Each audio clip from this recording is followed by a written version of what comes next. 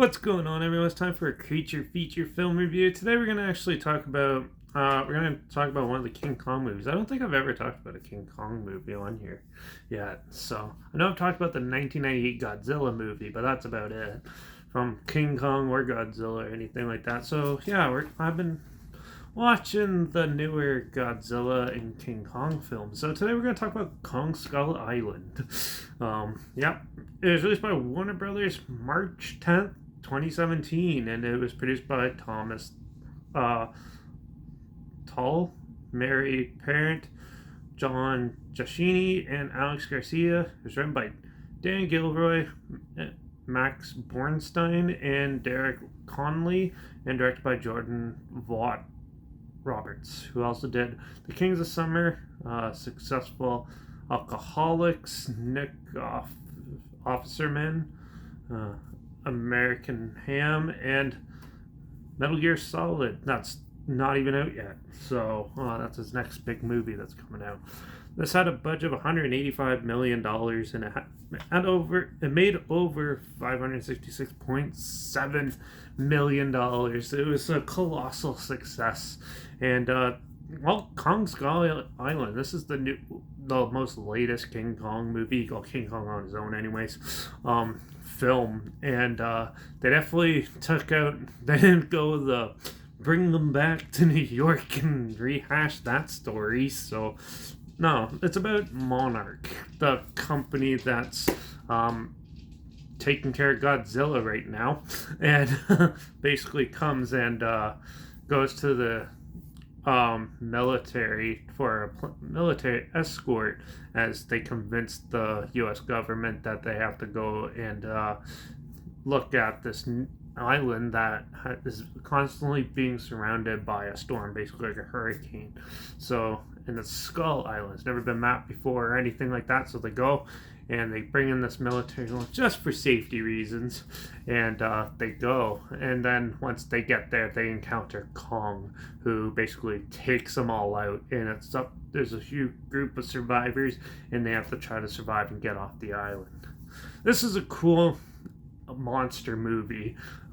You see Kong quite a bit, and the way they designed him and stuff looks fantastic.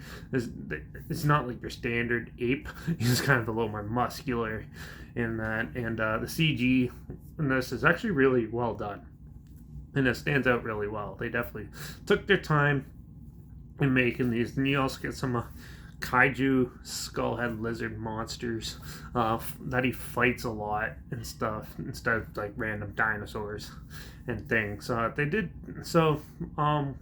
With this film, there's very little story to it. It's more like get from point A to point B, but with all these monsters in between, which is exactly what you want in a monster movie. And it's not one of those ones where they save the monsters till the end. So you get a lot of good. Actually, first they get like a helicopter gets a tree thrown at it and stuff. Oh, the special effects in this are just like really well done. CG wise, it's really well done and doesn't look like cartoony or fake or anything like that. And yeah, and a lot of there's some good practical effects mixed in there too.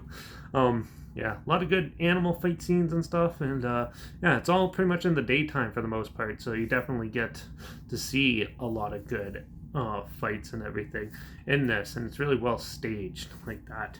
Acting wise, the film is pretty good. There's some pretty notable actors like John C. Reilly's the comedic relief as a guy that's been trapped on there that you see in the beginning, and he's been trapped there for like 28 years or something. And then you also got Samuel Jackson and John Goodman in there, and you got quite the stellar cast for this film. And yeah, John Goodman plays the guy who works for Monarch, who actually knows what's going on, and yeah, he basically sets everything up and then gets taken out halfway through the film. And then Samuel Jackson plays the military commander that leads the guys, but he plays typical Samuel Jackson style character trope in it, and it overall is just an amusing character, but he gets under your skin sometimes, which is actually, I haven't seen him do that in a while in films.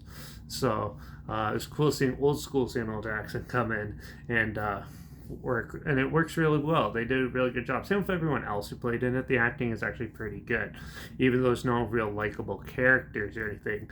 And they focus way more on the monsters fighting and making a big spectacle out of it. The film gives you what you want. And that's what you want in a Kong movie. Kong destroying big animals. And they have some other ones too. Like, everything's big in this. It's sort of like a little bit of an homage to like the old 50s movies and stuff, and the 30s films with like bigger bugs and things like that. And people just get picked off all of a sudden everywhere. It's really well staged, really well shot, and everything. I really enjoyed it. Besides the fact that there's not much of a story to it, it's still a good popcorn flick and a good time. So, and I like it. A lot of good action, a lot of good violence, a lot of good bloodshed, and definitely one of the more fun monster movies that come out in the last couple of years. So, with that, I'm going to give Kong Skull Island a 4 out of 5. I enjoyed it. I just wish there's more story, some characters get behind, and you would have had a really good movie that would compete with Jurassic Park. But right now, it's about a tier and a half lower than Jurassic Park. But still, it's still a decent film. So, and this also sets up the MonsterVerse for the Toho style monsters and things. Like, obviously, they had Godzilla 2014, which I'll review later on. But yeah, and then there's sequels and stuff that are coming and everything like that. So, yeah. Overall, this is a good film. If you haven't seen it before and you want to check it out, there's a channel link down below.